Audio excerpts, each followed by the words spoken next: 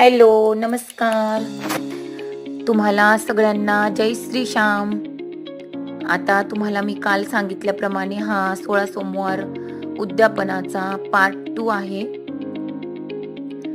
Part 2 मध्ये तुम्हाला तरी पण थोडंसं 2x वर स्पीड घेऊन दाखवते, कारण खूप डिटेलमध्ये पूजेचा व्हिडिओ आहे हा आणि डिटेलमध्ये घेतलेला आहे. आता होम हवनाची तयारी चालू आहे. आपल्या घरामध्ये कुठल्याही प्रसंगी होम आणि हवन हे करणं हिंदू धर्मामध्ये आपल्या हे खूप शुभ मानलं जातं. आपल्या घरातील पूर्ण निगेटिव्ह एनर्जी आणि परत वाईट ज्या पण शक्ती असतील घरामध्ये, जे पण आपल्या घरामध्ये नजर दोष काही पण गोष्टी असतील ज्या की आपल्या परिवारासाठी बाधित असतील, त्या होम हवन जी हवन सामग्री असती किंवा आपण स्वाहा म्हणून जे कुठले पण आपण त्याच्यामध्ये समिधा किंवा तूप, गाईचं शुद्ध तूप टाकतायत बघा. हे केल्याने कसं याचा परिणाम फक्त आध्यात्मिकच नाहीये, तर याच्यामुळे मेंटल पीस, आपल्याला मानसिक शांतता पण खूप छान वाटते. आणि जे मुलं आपले अभ्यासाचे किंवा शैक्षणिक गोष्टीमध्ये असते त्यांचे पण लक्ष केंद्रित होत असते. वातावरणामध्ये एक वेगळाच पॉझिटिव्ह वाईब्स येतात. तुम्ही पण कुठल्याही प्रसंगी आपण करू शकतो. पौर्णिमेला, कुठल्याही प्रसंगी जेव्हा आपल्या मनाला वाटेल तेव्हा भरपूर प्रकारचे हवन असते आणि त्यामध्ये भरपूर प्रकारच्या आहुत्या देता येतात. नवचंडी याग पासून, लघुरुद्र पासून सगळ्या गोष्टी केलेल्या आहेत आम्ही. वास्तुशांतीपासून घरामध्ये भरपूर वेळेस हवन केलेले आहे आणि अक्षरशः त्याची जी पॉझिटिव्ह एनर्जी आहे ती जाणवते. आमच्या घरी कोणीही आलं तर हे म्हणून जातं की किती पॉझिटिव्ह एनर्जी आहे म्हणून. असो, तुम्हाला हवनाबद्दल, तुमच्या घरामध्ये कुठल्याही प्रॉब्लेमवर कसं हवनाने मात करता येते याबद्दल मी एक नवीन व्हिडिओ वेगळा बनवेल. त्याच्यासाठी कमेंट्समध्ये तुम्ही टाका मला कमेंट्स की बनवायचा असेल तर मी तो बनवेल वेगळा व्हिडिओ. आता सध्याला तर होम हवन आणि आमच्या घरातले आम्ही जे पण 4 जण आहोत, माझे 2 मुलं, माझे मिस्टर आणि मी, तर प्रत्येकाच्या हातांनी गुरुजींनी सांगितलं की प्रत्येकाच्या हातांनी हवनामध्ये हे करायचं, स्वाहा म्हणून आहुती द्यायची. आणि गुरुजींच्या पत्नी आहेत त्या, ज्यांनी पोथी पठण करत आहेत, ते पठण करत करत, मंत्र उच्चारण करत करत हे हवन चालू होतं. आणि याच्यामध्ये आपला जो पण नैवेद्य असतो तोही अग्नीला दाखवतात. महादेवाला तिकडे आहेर आणि पार्वती माताला साडी, ओटी सगळं भरून व्यवस्थित. हे माझे पार्किंग मधले जे मी स्थापना केलेली आहे महाकाल बाबाची, तर ते याच पिंडीवर माझं पूर्ण व्रत झालेलं आहे. 16 सोमवारचा पूर्ण अभिषेक, माझी पूजा प्रत्येक सोमवारची ह्याच पिंडीवर केलं. म्हणून प्रथम आपला जो पण मलिद्याचा प्रसाद असतो तो कोणी मंदिरामध्ये, म्हणजे ज्याच्याकडे आपलं असं स्थापन केलेलं नसतो, शिवलिंग नसतो, तो बाहेरच्या गावामध्ये कुठलंही मंदिर असेल, महादेवाचं शिवलिंग असेल, तिथे जाऊन हे प्रसादाच्या आपल्या 3 भाग ठेवावे लागतात मलिद्याचे आणि परमेश्वराला, महादेवाला प्रार्थना करावी लागते. आणि बघितलं असेल तुम्ही की तिथून येऊन आपल्या डोक्यावर घेऊन पूर्ण प्रसाद जो असतो मलिद्याचा तो डोक्यावर घेऊन सगळ्यांना वाटत वाटत घरात यावा लागतो. आता आरती वगैरे झाली चालू, आरती करतायत सगळेजण. आता खूप छान वाटलं, घाई खूप होते.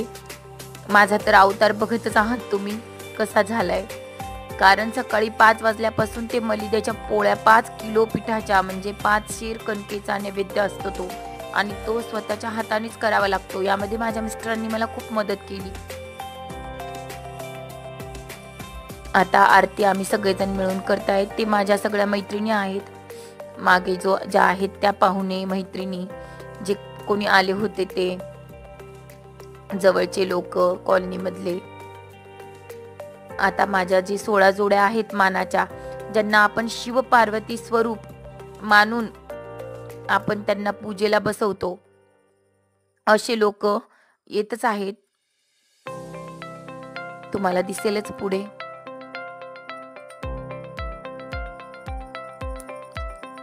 तुम्हीही करून बघा. तुमच्या कुठल्याही अडचणी असतील, कुठल्याही तुमच्या परेशान्या किंवा तुमच्या कुटुंबामधील कुठल्याही गोष्टी ज्या होत नसतील, एक वेळेस महादेवाचं 16 सोमवारचं व्रत करून पहा आणि अनुभव नक्की शेअर करा. याच्यामध्ये आपल्याला दिवसभर बिना पाण्याचा उपवास धरला होता. पाणी देखील घ्यायचं नाही. सकाळी उपवास आपलं षोडशोपचारे आपला आंघोळ वगैरे झाल्यावर महादेवाचा अभिषेक करून सकाळी एक वेळेस पोथी वगैरे वाचायची महादेवाची आणि शिवलीला अमृतचा 11वा अध्याय पठण करायचा. मंत्र जाप करून आपल्या दैनिक कामाला सुरुवात करायची. दिवसभर काहीच बोलायचं नाही. जितकं होईल तितकं मौन पाळायचं. बोलता येते तसं, पण आपल्या वाचेतून काहीही वाईट जाऊ नये त्यासाठी शक्यतोवर मौन पाळायचे. आणि मग संध्याकाळी 6 वाजता जेव्हा गायी येतात, म्हणजे पहिलेचे पूर्वीचे लोक इव्हिनिंग म्हणतो आपण त्याला आता चांगल्या शुद्ध भाषेत किंवा शहरी भाषेमध्ये, पहिलेचे लोक म्हणायचे गायी यायच्या टाईमला, गायी यायच्या वेळेला प्रसाद बनवायचा. आणि म्हणजे प्रसाद म्हणजे आपल्या हातानेच बनवावा लागतो, त्याला दुसरं कोणीच चालत नाही. मलिद्याचे लाडू बनवायचे. एकच माप ठेवायचं, 1.25 ग्लास. आणि शेर आपल्याकडे आता शेर तर अवेलेबल नाही आहे आता सध्या कुणाकडेच, तर ते 1.25 शेराचं असतं त्याचं माप, तर 1.25 ग्लास पण चालतं. कणकेचं म्हणजे तूप गुळाचा चुरमा करायचा. सगळं त्या पोथीमध्ये सगळं तुम्हाला आहे. तुम्हाला वाटेल तर 16 सोमवारची पोथी एक वेळेस आणून वाचून बघा. नियम व्रताचे, व्रत कसं करायचं सगळं आहे त्यामध्ये सविस्तर लिहिलेलं. खूप कठीण आहे पण त्याचा रिझल्ट 100% आहे. आणि मला असं वाटते की कुठल्या रिझल्टसाठी मी व्रत कधीच करत नाही. आत्म्याच्या शांतीसाठी आणि आपल्याला जे काही दिलंय देवानं त्याच्या आपण ग्रॅटिट्यूड म्हणत नाही का, की त्याच्यासाठी थँकफुल की मला तू खूप काही दिलं. आज माझ्याकडे जे काही आहे ते दुसऱ्याकडे नाहीये देवा. ह्यासाठी आपण धन्यवाद म्हणून धन्यवाद व्यक्त करणं युनिव्हर्सचं आणि परमेश्वराचं ही खूप मोठी गोष्ट आहे. सगळा अवतारच झालेला आहे. अंगावरची शॉल जी आहे, ओढणी, ती सगळी पडलेली आहे, इकडे तिकडे जात आहे.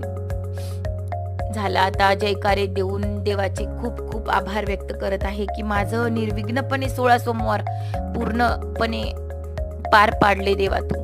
त्याबद्दल तुझे खूप खूप धन्यवाद. म्हणून असे जयकारे देत आहोत सगळेजण.